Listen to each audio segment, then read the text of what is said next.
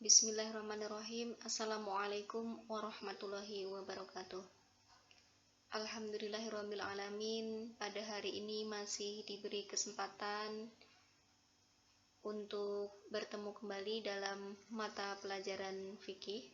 Hari ini kita akan belajar tentang kepemilikan dalam Islam.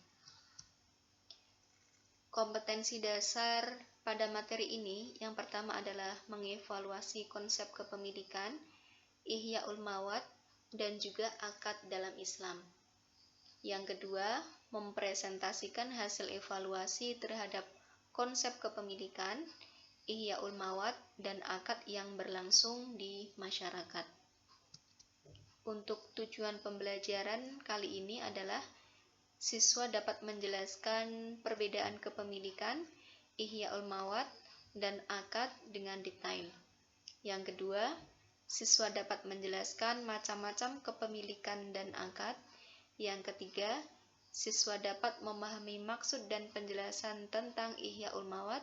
Yang terakhir adalah siswa dapat menerapkan dalam kehidupan sehari-hari tentang konsep kepemilikan dan juga akad dengan baik dan benar.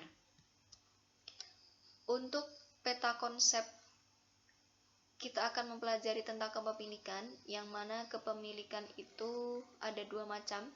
Yang pertama adalah kepemilikan utuh, yang kedua adalah kepemilikan tidak utuh. Untuk kepemilikan utuh itu sendiri dibagi menjadi 4 macam. Yang pertama adalah al-uqud, yang kedua adalah khalafiyah, yang ketiga adalah istilah alal mubah, dan yang terakhir adalah tawallud minal mamluk. Untuk kepemilikan tidak utuh dibagi menjadi 2, ada kepemilikan barang dan juga kepemilikan manfaat. Lalu apa definisi dari kepemilikan? Kepemilikan itu adalah hubungan secara syariat antara harta dan seseorang yang menjadikan harta terkhusus kepadanya dan berkonsekuensi boleh ditasarufkan dengan segala bentuk tasaruf selama tidak ada pembekuan tasaruf. Yang perlu saya jelaskan adalah istilah tasaruf. Tasaruf itu artinya adalah perubahan atau penyerahan. Jadi, istilah kepemilikan itu berarti hubungan antara pemilik dengan barang, yang mana pemilik itu boleh secara leluasa untuk mentasarufkan atau menyerahkan barangnya sesuai dengan syariat Islam. Selanjutnya, dalil dari legalitas kepemilikan tercantum dalam Quran surat Al-Ahzab ayat 50 yang berbunyi, A'udzubillahi minasyaitonirrajim. Bismillahirrahmanirrahim. Ya ayyuhan nabiyyu inna ahlalna laka azwajaka allati ataita ujurahunna wa ma malakat yaminuka mimma afa'allahu alaik. Yang berarti, hai Nabi, sesungguhnya kami telah menghalalkan bagimu istri-istrimu yang telah kamu berikan mas kawinnya dan hamba sahaya yang kamu miliki, yang termasuk apa yang kamu peroleh dalam peperangan yang dikaruniakan Allah untukmu. Adapun untuk macam-macam kepemilikan, ini ada 2. Yang pertama adalah kepemilikan utuh, yang berarti kepemilikan seseorang terhadap barang sekaligus manfaatnya. Jadi, barang dan manfaat dimiliki keduanya, sehingga dinamakan dengan kepemilikan utuh. Selanjutnya, kepemilikan tidak utuh, yaitu kepemilikan yang hanya terhadap barangnya saja atau hanya terhadap manfaatnya saja, sehingga dinamakan dengan kepemilikan tidak utuh. Selanjutnya, sebab-sebab kepemilikan utuh ini ada 4. Yang pertama adalah al-uqud, kemudian khalafiyah, kemudian tawallud minal mamluk, dan yang terakhir adalah istilah alal mubah. Nah, kita akan bahas satu persatu. Yang pertama yang kita bahas adalah istilah alal mubah. Nah, istilah alal mubah itu artinya adalah kepemilikan seseorang terhadap barang yang belum pernah berada dalam kepemilikan seseorang dan tidak ada larangan syariat untuk memilikinya. Jadi, seseorang mengambil barang yang memang belum ada pemiliknya.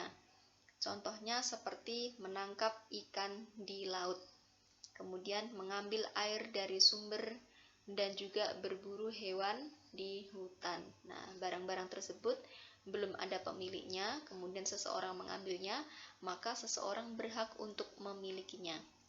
Akan tetapi, ada beberapa syarat yang harus dipenuhi dalam kepemilikan dengan cara istilah alal mubah ini. Yang pertama, barang itu memang belum pernah ada yang memilikinya. Nah, yang kedua, seseorang memiliki kesengajaan untuk memilikinya.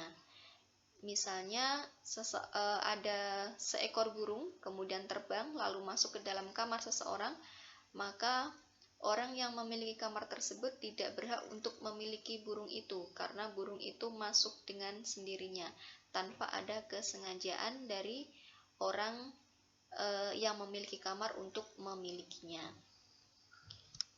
Selanjutnya adalah al-uqud. Al-uqud yaitu kepemilikan seseorang terhadap barang dengan cara transaksi.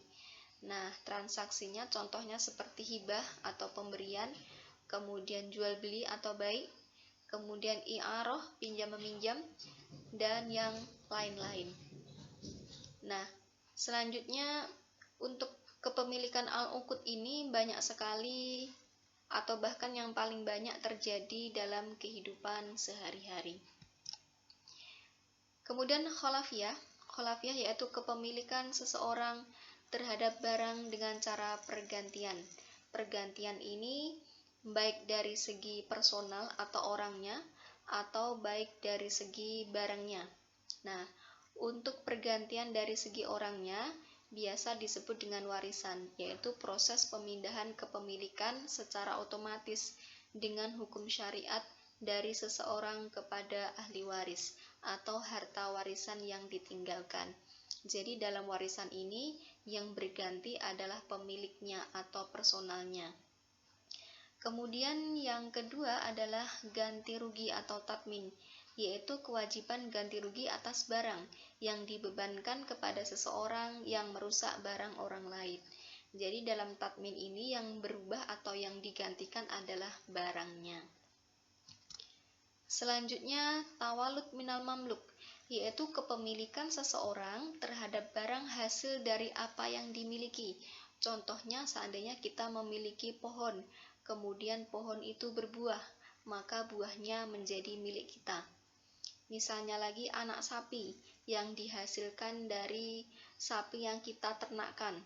Kemudian kita memiliki sapi perah, kemudian susu yang dihasilkan itu adalah hasil atau haknya menjadi hak kita. Untuk kepemilikan tidak utuh, selanjutnya kepemilikan tidak utuh ini terdiri dari dua macam. Yang pertama adalah kepemilikan barang, kemudian yang kedua adalah kepemilikan manfaat.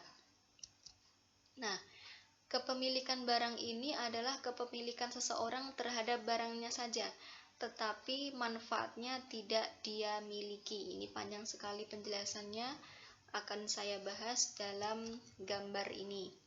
Nah, contohnya si Ahmad ini memiliki sebuah rumah tinggal.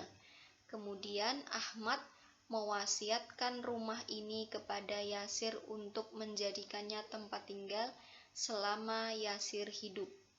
Nah, jadi barang ini miliknya Ahmad, kemudian Yasir memiliki manfaat dari rumah ini karena hasil dari wasiat dari Ahmad. Nah, lalu kemudian ketika Ahmad ini meninggal, maka rumah ini akan menjadi milik dari ahli waris, yaitu ahli warisnya Ahmad. Nah, akan tetapi karena wasiatnya itu adalah Yasir boleh meninggalinya, menjadikan tempat tinggal selama Yasir hidup, maka walaupun pindah ke ahli waris secara kepemilikan, maka manfaatnya masih dimiliki oleh Yasir. Hal ini berdasarkan wasiat yang sudah disampaikan oleh Ahmad. Selanjutnya, kepemilikan manfaat. Untuk kepemilikan manfaat ini, yaitu kepemilikan seseorang terhadap manfaatnya saja, sedangkan barangnya milik orang lain. Contohnya seperti pinjam-meminjam, kemudian sewa-menyewa, wakaf, dan juga wasiat manfaat. Berikut ini adalah contoh mudah. Nah, ini seorang pemilik Vespa, dia memiliki barang, statusnya dia memiliki barang, pemilik barang. Selanjutnya, Vespa ini disewakan kepada seorang penyewa, maka penyewa ini memiliki manfaat. Nah, jadi di sini ada dua pemilik terhadap Vespa ini. Yang pertama adalah pemilik barang, kemudian adalah pemilik manfaat, yaitu penyewa. Nah, mungkin ini saja yang dapat saya sampaikan untuk materi konsep kepemilikan dalam Islam. Semoga dapat dipahami dan bermanfaat. Ada kurang dan lebihnya, mohon maaf. Saya akhiri. Assalamualaikum warahmatullahi wabarakatuh.